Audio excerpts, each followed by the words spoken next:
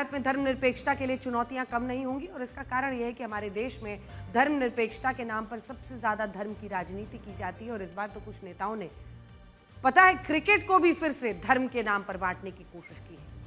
21 अक्टूबर को बीसीसीआई ने उन खिलाड़ियों के नामों की घोषणा की जो इंडिया ए की तरफ से दक्षिण अफ्रीका के खिलाफ 2 मैचेस की सीरीज खेलेंगे। इस टीम में बीसीसीआई ने जिन खिलाड़ियों का मौका दिया उनमें क्रिकेटर सरफराज खान का नाम शामिल नहीं था, लेकिन हमारे देश के कुछ विपक्षी नेताओं ने इस मुद्दे को धर्म से जोड़ दिया।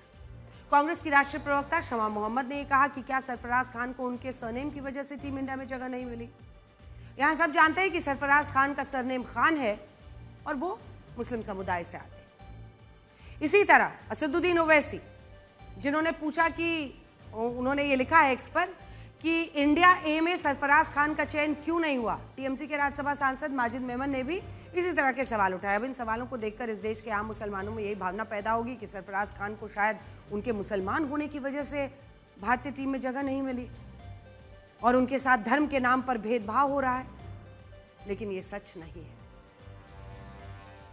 अगर ये सच होता कि इंडिया ए की इसी टीम में खलील अहमद और मोहम्मद सिराज जैसे खिलाड़ियों का चयन नहीं होता, ये दोनों खिलाड़ी भी मुसलमान हैं, जिनमें खलील अहमद को दोनों मैचेस के लिए टीम में चुना गया, जबकि मोहम्मद सिराज को दूसरे मैच के लिए इंडिया ए में चुना गया है।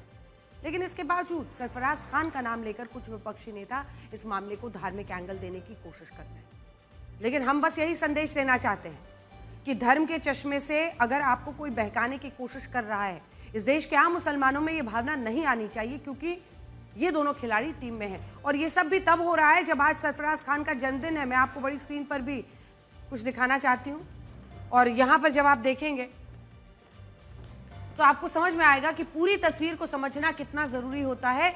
India A squad for 4 day matches against south Africa announce जब आप देते हैं तो यहाँ पर आप पूरी टीम देखिए। मन में आपके दुर्भावना पैदा करने की जानबूझकर कोशिश की जा रही है, उससे आपको बचना है। बस जब यहाँ पर ऋषभ पंत से लेकर आयुष महात्रे एंड जगदीशन सबका नाम यहाँ पर आ रहा है तो ये नाम वो है जो आपको अनदेखा नहीं करना है। बस इसको भी देख लीजिए क्योंकि खलील अहमद इसमें है। अब आ जाए इस हिस्से में, तो यहाँ पर भी आपको खलील अहमद दिख रहे हैं जो कि दूसरे दिवसीय मैच के लिए इंडिया ए की टीम है। उधर पहले 4 दिवसीय मैचेस के लिए इंडिया ए की टीम। ऐसे में मोहम्मद सिराज भी इसमें शामिल किए गए हैं। ये वाले हिस्से में जूम इन कर दीजिए तो ये दोनों प्लेयर्स भी। सच्चाई पूरी सामने आनी चाहिए। दक्षिण अफ्रीका के खिलाफ पहले मैच में खलील अहमद इंडिया टीम का हिस्सा होंगे और वहीं दूसरे मैच में खलील अहमद के साथ मोहम्मद सिराज होंगे। ये सब लोग सुन लें। अब अगली खबर, वैसे इसी खबर में एक और हिस्सा है जो आपको बताना चाहते हैं। इस टीम में सरफराज खान इसलिए नहीं चुने गए क्योंकि सिलेक्टर्स का मानना था कि इस टीम में 5वें और 6ठे नंबर पर एक ऑलराउंडर को खिलाया जाना जरूरी है और ये बातें पहले भी की गई हैं, कही गई हैं, लेकिन हमारे विपक्षी नेताओं ने इस मुद्दे को धर्म से जोड़ दिया और इस पर एक ऐसी राजनीति शुरू कर दी जो दुर्भाग्यपूर्ण है। आज आपको ये सोचना होगा कि इस तरह की राजनीति भारत को आखिर कहाँ लेकर जा सकती है। हो सकता है कि भविष्य में कुछ नेता जातियों के नाम पर भी खिलाड़ियों के चयन को मुद्दा बनाएंगे और इस तरह क्रिकेट का खेल भी धर्म और जातियों में बढ़ जाएगा। हम एक ऐसे दौर में जी रहे हैं जहां पर जातियां ढूंढी जा रही हैं, हर प्रोफेशन में ढूंढी जा रही हैं।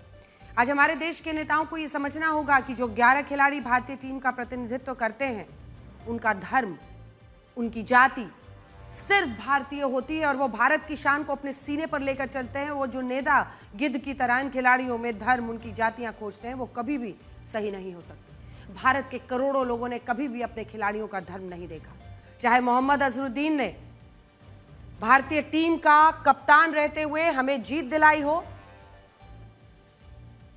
इरफान पठान और मोहम्मद कैफ जैसे खिलाड़ियों ने हमें मैचेस जिताए हों, या आज मोहम्मद सिराज जब मैच में विकेट लेते हैं तो उनका धर्म नहीं देखते।